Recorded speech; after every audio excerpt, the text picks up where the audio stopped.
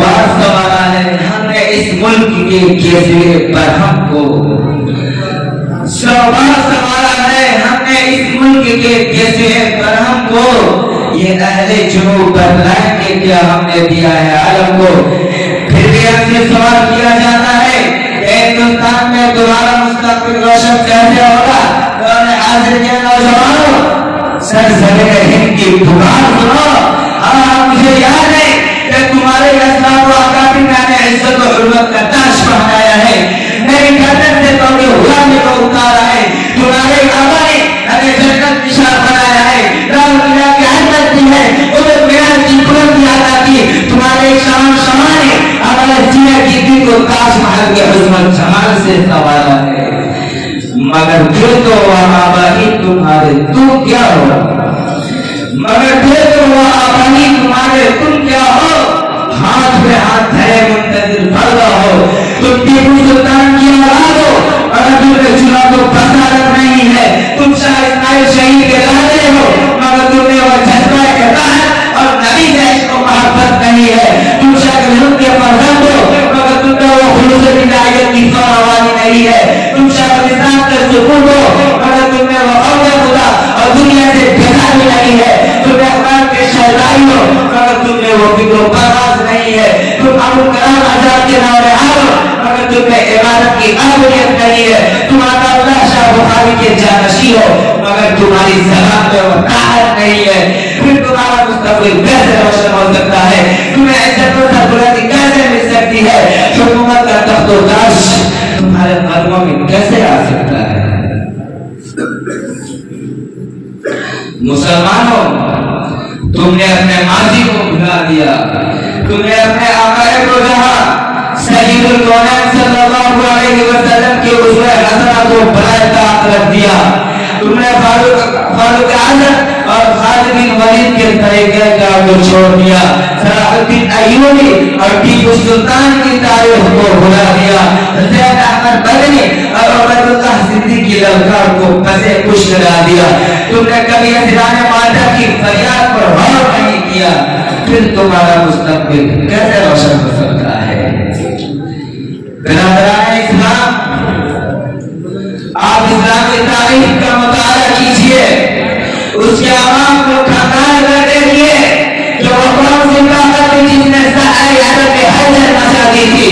وہ کون سا اصول تھا جس نے ضلالت و جہالت اور شرک و کفر کے اندھیروں میں سعادت و ہدایت کا چراغ روشن کیا تھا. وہ کون سا دستور تھا جس نے عرب کے قوموں کو دوشوں میں ہدایت بنا دیا اور انہیں قتل و قتال کے تخت و تاج کا مالک بنا دیا. وہ کون سا جلیل تھا جس نے صحابہ کرام کو دنیا کا قائد و رابط بنا کر امامت و قیادت اور حکومت و سیاست کے میدان کا بھی شاہ سوار بنا دیا. وہ کون سی طاقت تھی جس نے مٹھی پر مسلمانوں کو ہزاروں پر اور ہزاروں کو لاکھوں پر فتح و نصرت عطا کیا تھا. جن کی صداقت تک سے دشت و جہل کے گونج اٹھے تھے. جنہیں دیکھ کر سمندروں نے بھی راستہ دے دیا. صحرا و جنگل کے دھڑیوں نے بھی راستہ چھوڑ دیا. علامہ اقبال نے کیا یہ خوب کہا ہے دشت تو دشت ہے دریا بھی نہ چھوڑے ہم نے. دشت تو دشت ہے دریا بھی نہ چھوڑے ہم نے. بحر ظلمات میں دوڑا دیے گھوڑے ہم نے. اے غیور نوجوانوں ذرا سوچو تم کیا ہو؟ تمہارا مقام کیا ہے؟ مسلمانوں تم بھی تو جسے غلام نے خیر حکومت کا لقب دیا ہے. تم بھی تو جسے دنیا کی امامت و قیادت کے لیے منتخب کیا گیا ہے. قرآن کہتا ہے وَجَعَلْنَاكُمْ أُمَّةً وَسَطًا لِتَكُونُوا شُهَدَاءَ عَلَى النَّاسِ. تم بھی تو جسے رب العالمین نے تم العالمہ کا وعدہ کیا. پھر تم مغلوب و مغلوب کیوں ہو رہے ہو؟ ذلت و رسوائی تمہارا مقدر کی اتر چکی ہے. تم سے تمہارے مستقبل کا سوال کیوں ہو رہا ہے؟ کیا قرآن کا وعدہ غلط ہے؟ نہیں قرآن کا وعدہ سچا ہے. اللہ کا وعدہ پختہ ہے. اٹھاؤ تاریخ دیکھو.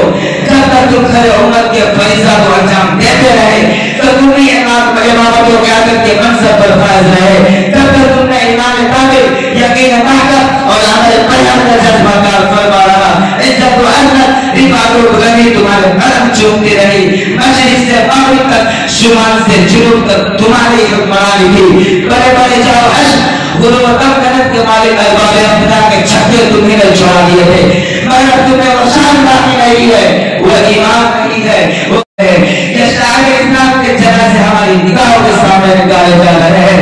मज़हब इस्लाम पर कदरुमाता लगा देने वाले खुराफात हमारी तहरीरों और चौखटों से निकलकर मंजर आम पर आ रही है।